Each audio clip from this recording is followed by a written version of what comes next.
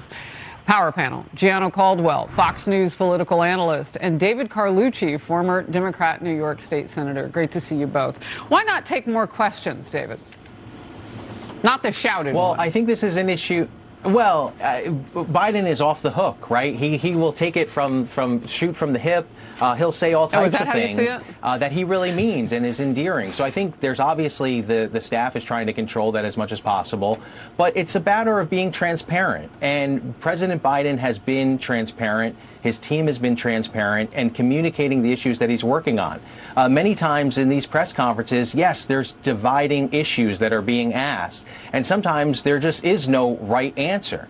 But we look at some of these reports that was done. I was looking at this committee to protect journalists, and they put a report together that showed that Biden, yes, he's done less press conferences, but he's been open and supportive of the press far more than President Donald Trump, who actually said that the media was an enemy of the American people.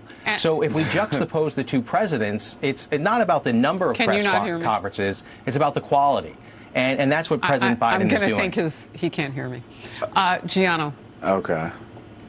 Yeah, I'm going to agree with just one little bit of point that David just made, which is David said that his staff is controlling this process, and they really are.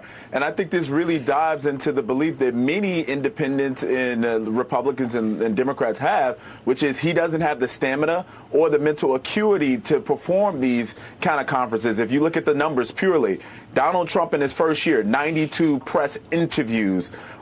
In Joe Biden's first year, only 22.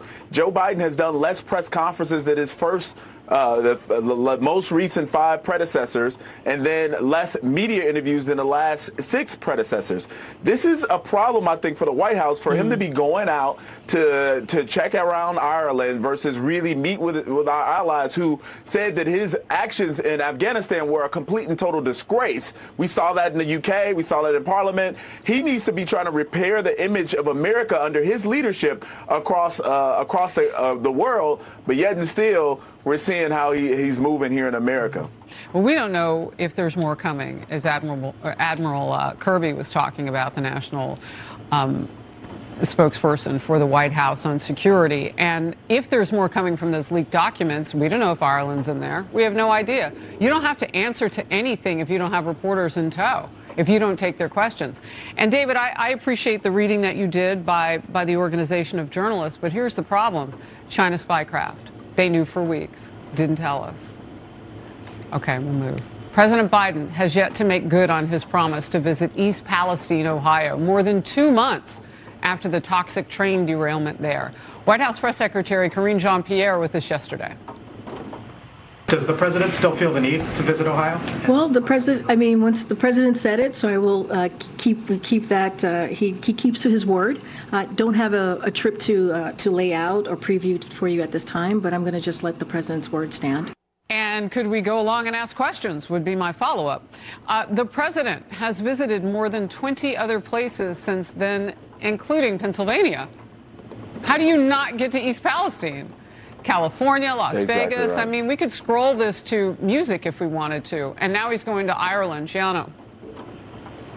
Yeah, and a lot of these places are places where his base would reside, which makes one question, are you representing the whole country or are you only representing your base? And that is a problem. The fact that the people of Ohio have suffered so much with this train derailment and not had their president, their commander-in-chief, visit it, should tells you everything you need to know about 2024 and how he's led thus far. It's a problem, it's problematic, and he should show up when things happen. He's not been doing that. All right. The DNC has announced today that its 2024 nominating convention will be held in Chicago. An interesting choice, given Chicago is ground zero for Democrats' crime crisis and where voters chose a very progressive mayor to replace already very progressive Lori Lightfoot. The city beat out Atlanta and New York for that destination, for that convention. David, it's interesting when you put this alongside what Gianno said about the places that the president chooses to go. Why not step into that zone where you're going to meet more independents? And that's where maybe they didn't vote for you last time.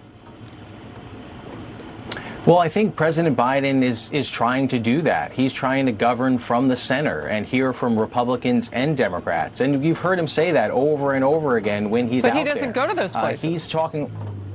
Well, I think, and like he said, he's made a commitment to visit East Palestine, and he's going to do that. And I believe that he will. And it's not about a hastily put together operation, but about making sure that he's going, visiting, and talking to the right people, and putting a plan in place to make sure that this doesn't happen again. Wow. And that's what we really need to see, not just the optics, but action. Go ahead, Gianna. Barack Obama said something very powerful in 2004. He said it's not about blue states or red states, it's about the United States. And when the disaster happens, the president of the United States is supposed to show up. He did not show up. He made it about politics, and he disenfranchised the people who lived in those particular areas because they were Trump voters. The president of the United States disgraced himself and his administration by doing that. All right, gentlemen, that's going to do it. Thank you very much. Good to see you both. Thank House you. Republicans ready